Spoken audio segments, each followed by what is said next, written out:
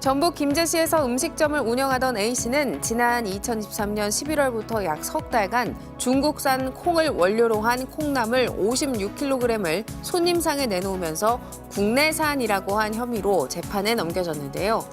A씨의 변호인은 중국산 콩을 우리나라에서 키운 것이므로 국내산이 맞고 원산지를 국내산이라고 표시한 것은 허위가 아니라고 주장했습니다.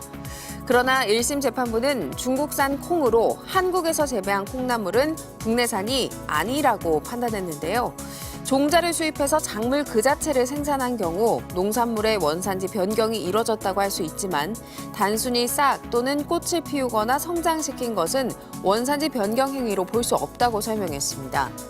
재판부는 콩 종자에 물과 온도, 습도를 조절하는 단순한 공정만으로 콩나물을 재배했으므로 원산지는 종자의 원산지를 표시했어야 한다고 밝혔는데요.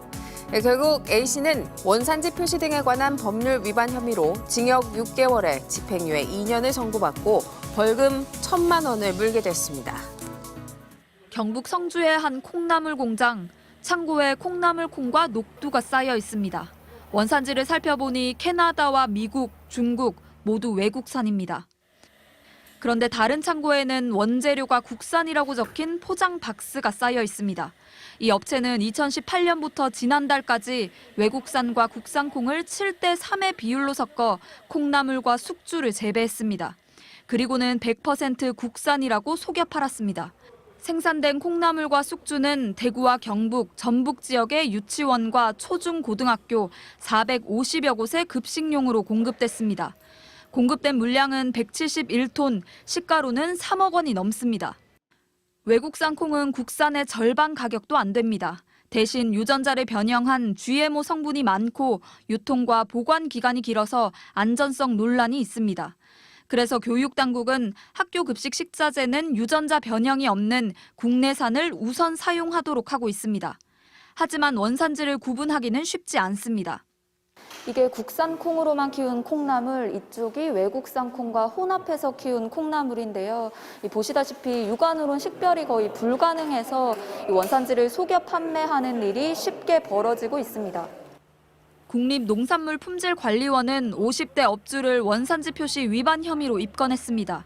또 같은 수법으로 원산지를 속여 판 경산과 청도 업체 2곳을 추가로 적발하고 수사를 확대하고 있습니다. MBC 뉴스 손은민입니다. 충북 충주의 한 참기름 제조 공장. 원산지 단속 기동반이 들이닥쳐 참깨가 들어있는 포대 자루를 열어보고 재고 장부도 확인합니다. 참깨에 관련된 서류에 관해서 저희가 납부 요청을 할 거예요. 국산 참기름이라고 적힌 포장지가 곳곳에 널려 있지만 실제 원료는 중국산 등 값싼 수입 참깨였습니다. 업체 대표는 직원들이 퇴근한 야간에 수입 참깨를 국산으로 포장을 바꾸는가 하면 단속에 대비해 국산 참깨가 든 포대를 눈에 띄게 두기도 했습니다. 또 국내 농가로부터 참깨를 구매한 것처럼 생산자 증명 서류를 위조하고 구매 대금용 가짜 통장 사본도 만들어뒀습니다.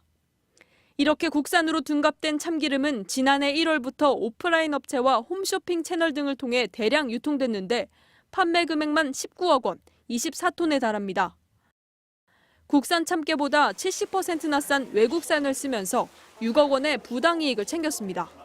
코로나 관계에서 비대면 통신 판매가 물량이 급증하는데 홈쇼핑이나 인터넷 쇼핑의 특징이 직접 현물을 자기가 확인하는 게 아니라 쇼호스트 또는 광고 문구만 보고 사다 보니까 농산물품질관리원은 업체 대표를 구속하고 공범 2명을 입건해 검찰에 넘기는 한편 비대면 판매를 중심으로 원산지 위반 모니터링을 강화하기로 했습니다.